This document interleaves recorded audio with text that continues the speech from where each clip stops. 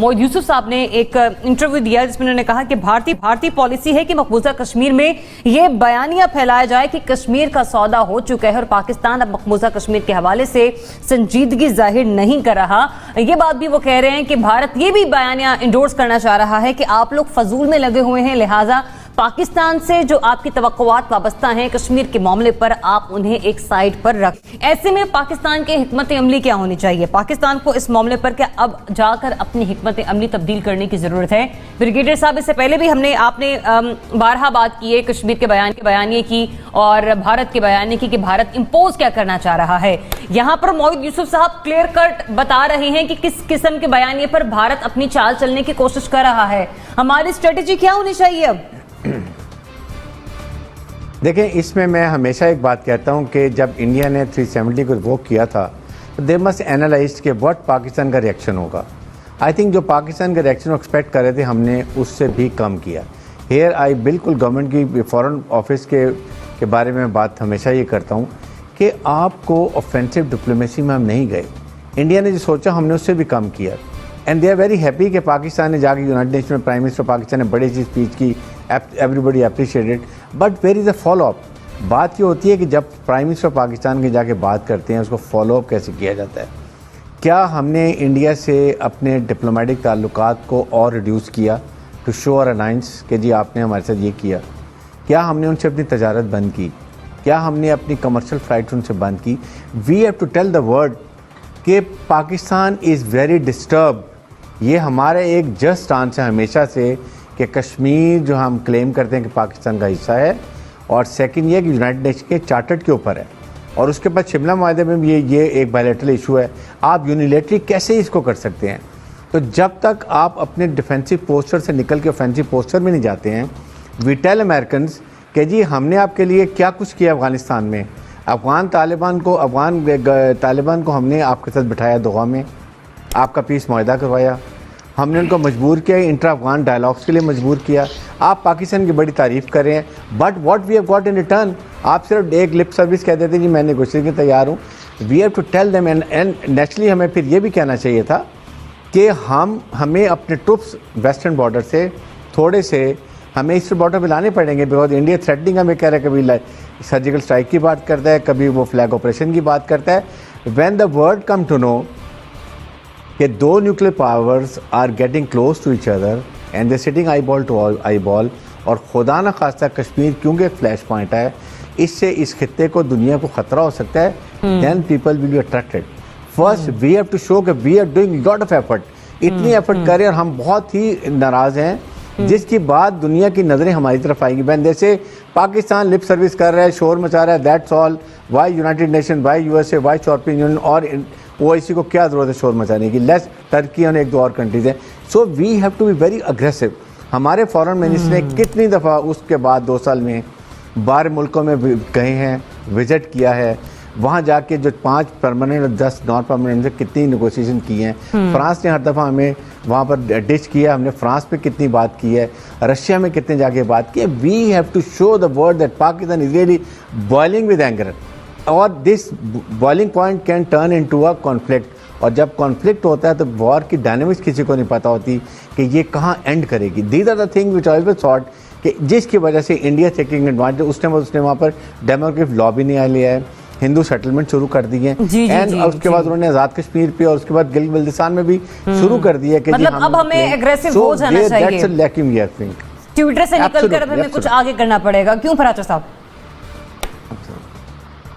फराचा साहब देखिए, कश्मीर के हवाले से बहुत ही स्ट्रेंज सिचुएशन बनी। ब्रिगेडियर साहब दुरुस्त फरमा रहे हैं कि हमारी डिफेंसिव पोस्चर आ गया, लेकिन दुनिया को तो सेंसिटाइव हुआ, स्पेशली जो वर्ल्ड मीडिया है या जो इंटरनेशनल ऑर्गेनाइजेशन हैं। मसलन यूएन सेक्रेटरी जनरल इधर ही आए थे 3 दिन के लिए, और यहाँ से खड़े होकर उन्होंने वही बात की जो पाकिस्तान कहता है कि अक़वाम मुत्तहिदा की करारदादें अभी वैलिड हैं, यूनिलैटरल फैसला हो नहीं सकता। वॉल स्ट्रीट जर्नल ने लिखा BBC पे डॉक्यूमेंट्रीज चली, वॉइस ऑफ अमेरिका ने, स्पेशली कोविड के दिनों में तो वहाँ उनका अपना मीडिया बैन था, इंटरनेशनल मीडिया हमें बताता रहा।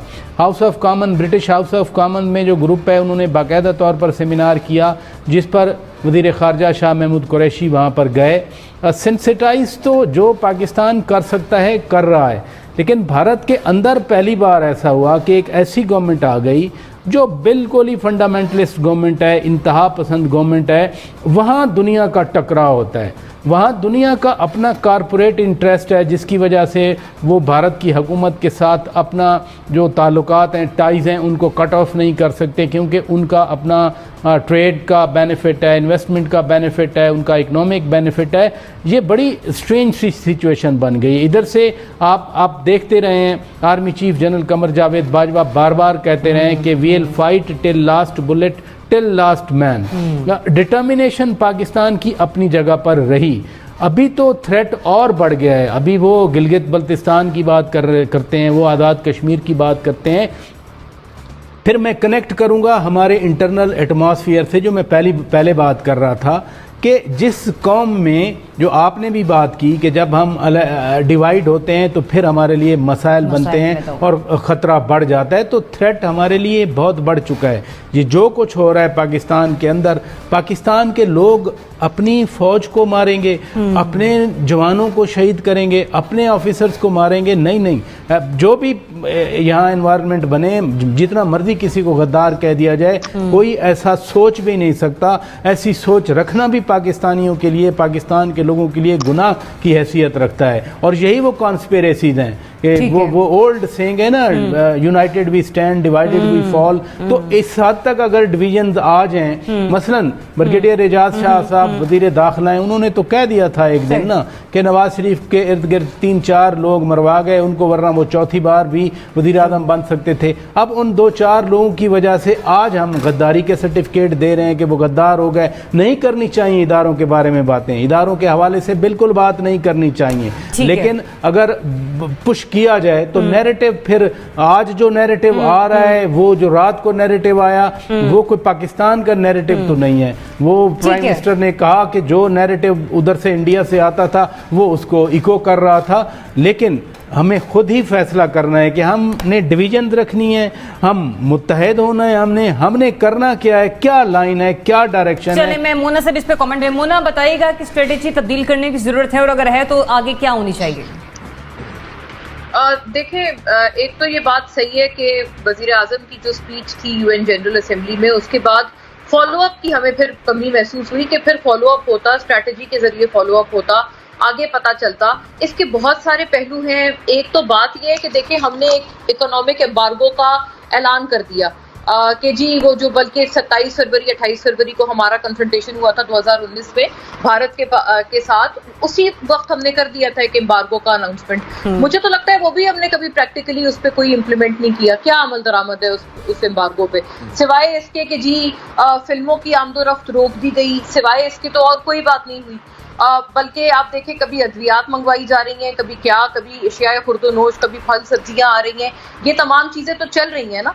तो मुझे ये समझ नहीं आता कि हम अपना हाउस एंड ऑर्डर करके अपने आप को हम सेल्फ जैसे कहते हैं डिपेंडेंट बनाकर हम क्यों भारत के ऊपर से बिल्कुल अपनी रिलायंस खत्म नहीं कर सकते। और सिर्फ भारत के लिए नहीं, ये जो आर्ग्यूमेंट है ये दुनिया भर के लिए लागू होता है, क्योंकि जब हम अपना मुकदमा पेश करते हैं तो हमारी जो मुआशी तौर पर जो हमारी बेड़ियां हैं वो हमारे आड़े आ जाती हैं। हमेशा यही होता है, कभी हम एक फरीक के पास जाते हैं, एक मुल्क के पास जाते हैं, अरब वर्ल्ड के पास जाते हैं, दूसरे जो हैं वो एक अजीब सी आपको एक वो टोन दिखाने लगते हैं, दूसरों के पास जाते हैं आपको फर्स्ट एंड से उस किस्म की एक टोन नजर आने लगती है। तो मुझे लगता है आप पहले अपना हाउस एंड ऑर्डर करें, ये बिल्कुल बात दुरुस्त है। इसका सियासी पहलू भी है, इसका मुआशी पहलू भी है। हमने कुछ भी नहीं किया। मतलब अगर मैं फॉर इंस्टेंस अगर छोटी सी एक मिसाल दूं, अगर आपने एक फिल्मों पे या उनके एंटरटेनमेंट पे बैन लगा ही दिया था, एम्बार्गो लगा दिया था, आप देखें बहुत सारे यहाँ पर लोगों के रोजगार उस चीजों से चले गए, सब कुछ हुआ। आपके पास एक अपॉर्चुनिटी भी तो थी ना, एक गोल्डन अपॉर्चुनिटी थी कि आप अपनी इंडस्ट्री को रिवाइव करते। आपने क्या किया? एक कोई मौलवी आपको आंखें दिखा तो एकदम से डिफेंसिव होके डर जाते हैं, पीछे हट जाते हैं। कोई आर्ट्स, कोई मीडिया, कोई इंडस्ट्री, कोई एंटरटेनमेंट इस मुल्क में आपने छोड़ी, कोई कल्चर, कोई सकाफत, कोई चीज आपने नहीं छोड़ी है।